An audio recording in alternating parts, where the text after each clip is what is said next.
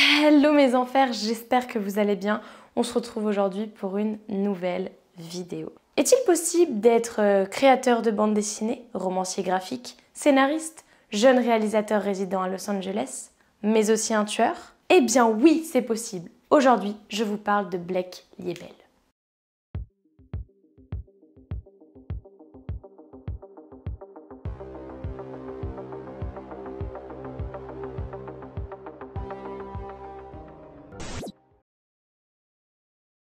Blake Liebel naît le 8 mai 1981 à Toronto, non pas d'une, mais de deux familles très riches canadiennes.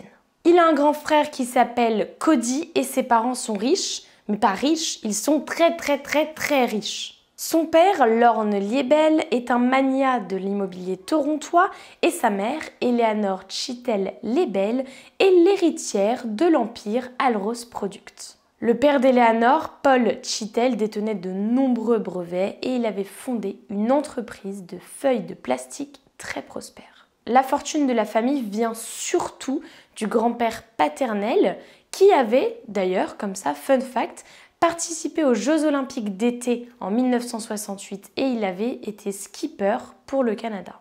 Le grand-père Stanley avait développé des milliers de maisons dans la région de Toronto, notamment avec ses fils Lorne et Corey. Ils ont finalement hérité de l'empire immobilier de leur père. Après la séparation de ses parents, Blake Liebel a vécu avec sa mère alors que son frère Cody a vécu avec son père. Bon, de toute façon, ils ne sont pas à plaindre puisque les deux parents étaient riches. Lorsque sa mère décède en 2011, Liebel poursuit son père pour la succession de sa mère et il arrive à obtenir la moitié de sa fortune, ce qui est déjà beaucoup.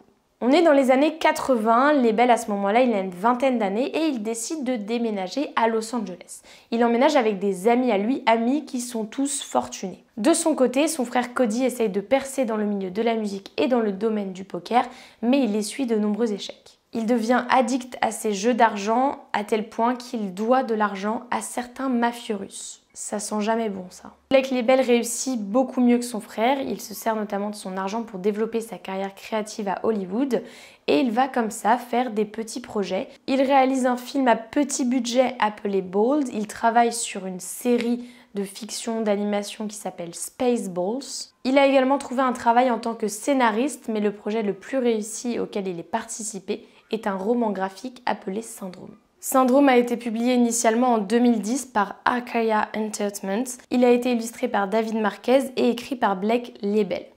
Concernant l'histoire, elle se concentre sur un neuropathologiste qui est déterminé à isoler la racine de tout le mal et à développer un remède pour l'esprit du tueur en série. Le livre comprend des illustrations très gore de corps féminin. C'est un petit peu ce à quoi il fallait s'attendre quand on voit la couverture du livre que je vous mets juste ici. Voilà, une tête de poupée bébé avec une majeure partie du crâne qui est enlevée. Je veux dire, on ne pouvait pas s'attendre à quelque chose de soft. Selon le National Post, dans Syndrome, les lecteurs voient des illustrations d'un corps féminin sans tête allongé sur un matelas imbibé de sang, ainsi que deux personnes suspendues par les pieds, vidées de leur sang. Grosse ambiance.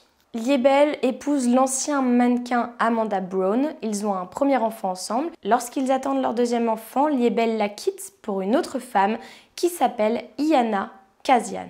Elle est née à Kiev, en Ukraine, puis elle a étudié le droit et a trouvé un emploi en tant que procureure pour le service fiscal ukrainien. En 2014, elle plaque tout. Elle s'installe aux États-Unis pour commencer une carrière de mannequin en Californie. Après seulement un an sur le sol américain, elle rencontre Liebel. Le couple semble parfait. D'un côté, on a un homme qui a une carrière qui petit à petit fleurit à Hollywood, il est riche. De l'autre, on a une femme qui rêve d'être mannequin, qui a plein d'ambitions, qui espère aussi être présentée grâce à son petit ami. Enfin, tout va bien entre les deux. Derrière cette façade parfaite, il y a beaucoup de mensonges et de non-dits. En effet, Liebel vit avec Iana, mais il ne lui a pas dit qu'il était toujours marié à sa première femme. Et en plus de ça, il fréquente une troisième femme du nom de Constance Bucafuri.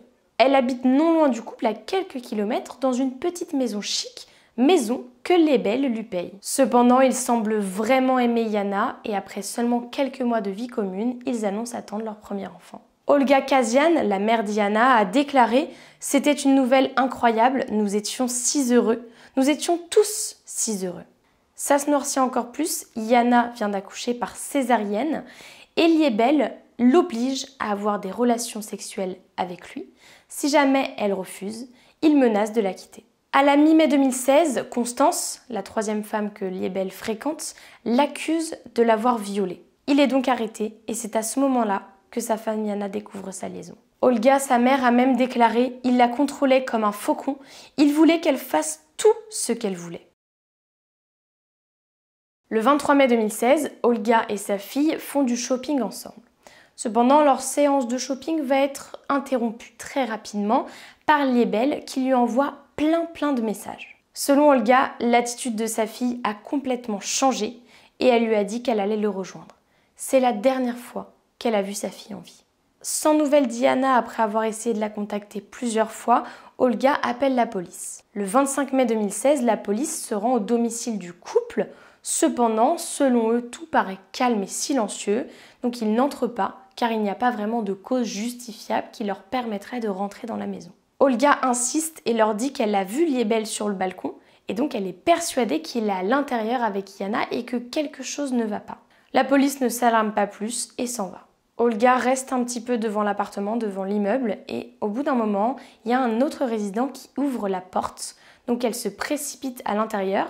D'ailleurs, sur les caméras de surveillance de la résidence, on la voit courir vers l'appartement où se trouve sa fille et son gendre. Elle frappe à la porte, elle sonne, elle tambourine, elle crie, mais personne ne répond. Le lendemain, Olga revient voir la police, elle est totalement hystérique.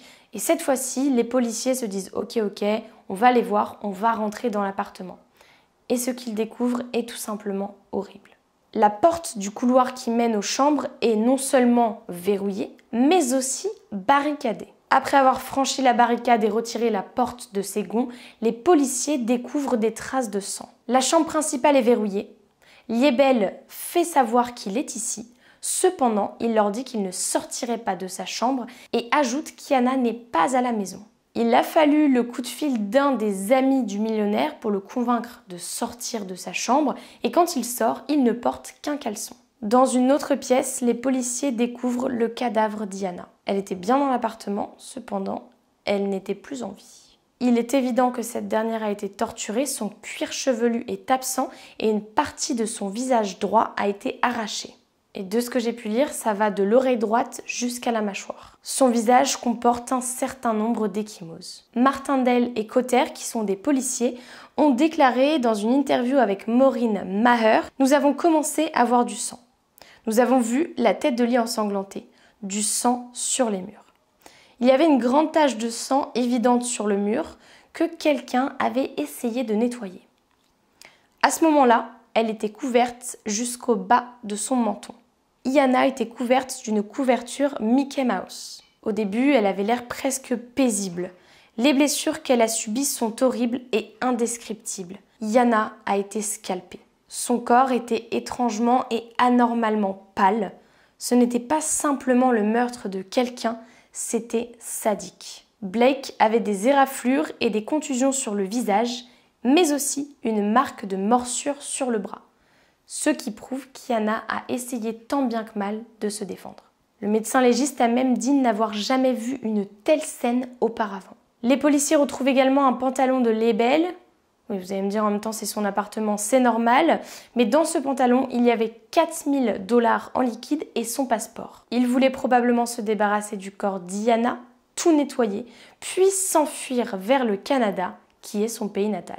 Le rapport d'autopsie publié le 20 septembre 2017 indique que la cause de la mort d'Jana est l'exsanguination. Autrement dit, elle s'est vidée de son sang, et ce, pendant 8 heures. Ouais, 8 heures. Une autre cause de la mort est un traumatisme crânien. Liebel est immédiatement arrêté, cependant, il nie avoir été impliqué dans ce meurtre. Le procès de Liebel commence 2 ans après le meurtre d'Jana en 2018 et dure 6 jours. L'accusation établit des parallèles entre le livre Syndrome et la mort d'Jana. En effet, on voit de nombreuses femmes qui sont tuées et qui meurent de façon très sadique, le sang étant drainé de leur corps.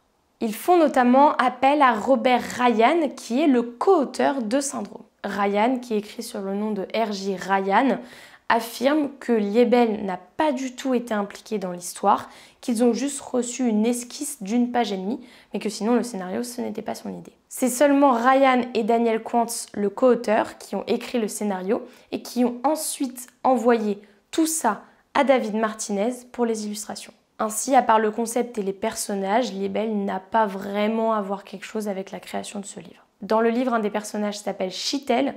Rappelez-vous, sa mère s'appelait Elisabeth Chitel Libelle. Donc c'est pour ça que je dis que peut-être il a inspiré le nom des personnages. Ryan ajoute notamment que sur les dizaines de réunions qu'ils ont eues concernant la création de ce livre, Libelle a participé à moins de 10 d'entre elles. Visiblement, ils ne lui ont même pas montré les morceaux du scénario ou des illustrations, à part quand ils étaient plutôt fiers d'eux. Cependant, il confirme tout de même que c'est bien Libelle qui a eu l'idée de vider les victimes de leur sang. Selon le témoignage du médecin légiste en chef, Jonathan Lucas, Yana Kazian n'a pas été suspendue, mais elle a été placée dans une baignoire remplie d'eau pour faciliter la libération du sang. Il le sait car il a trouvé de la mousse dans ses narines et de la peau ridée au niveau du bout de ses doigts. Ryan a également rappelé au tribunal une phrase citée dans le livre « À la fin, nous devenons tous des monstres ». En juin 2018, Libelle est reconnu coupable de meurtre au premier degré avec des charges supplémentaires de mutilation et de torture. Il écope d'une peine de prison à vie sans possibilité de libération conditionnelle. Pour autant que je sache, il n'a jamais vraiment donné d'explication concernant son crime. Il purge actuellement sa peine dans l'établissement correctionnel de Californie et il y restera probablement jusqu'à la fin de ses jours.